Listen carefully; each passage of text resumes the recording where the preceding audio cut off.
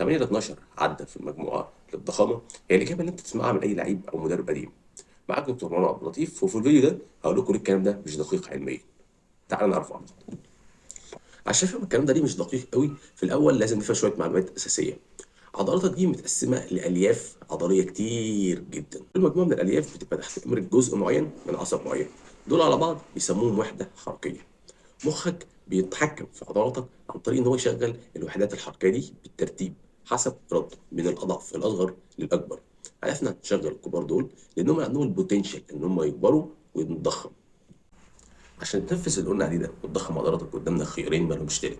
الخيار الاول انك تلعب باوزان تقيله، ده يغصب مخك انه يفعل كل الوحدات الحركيه، حتى الوحدات الحركيه الكبيره اللي مخك ما بيرضاش يفعلها بسهوله وتضخم عضلاتك. المشكله بقى حاجه واحده، ان الحكايه دي بتزود ريسك الاصابه. عشان كده دايما بينصحونا لما تلعب باوزان تقيله تلعب عدات وتكرارات قليله عشان تبقى مركز وما تتصابش بسهوله. انا شخصيا بحب اتمرن كده. الطريقه الثانيه، الفشل.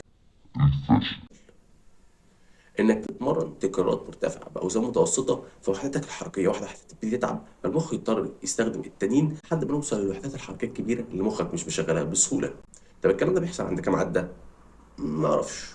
انت وشطارتك وحسن استخدامك للوزن والاداء ممكن توصل عند 20 عده، ممكن يوصل حتى عند 100. الصح ان انت تختار طبعا وزن يخليك توصل للفشل العضلي عند مثلا 15 20 12 طبعا زي ما كانوا بينصحوا زمان. مشكلة الطريقة دي إن هي نفسيا صعبة جدا، لازم تبذل مجهود وتقاوم التعب والإحساس بالإرهاق وتفضل تزق في الوزن. أنهي خيار من الاتنين أحسن؟ ده شيء فردي ما اقدرش اتدخل فيه. انا بحب الطريقه الاولانيه، بحسها احسن ليا ومناسبه ليا. في ناس تانيه بتختار الطريقه التانيه.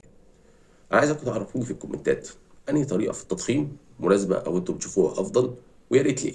يا ريت تعملوا لايك وشير وتعملوا كومنت باي فيديو تاني انت عايزين نتكلم عنه. باي.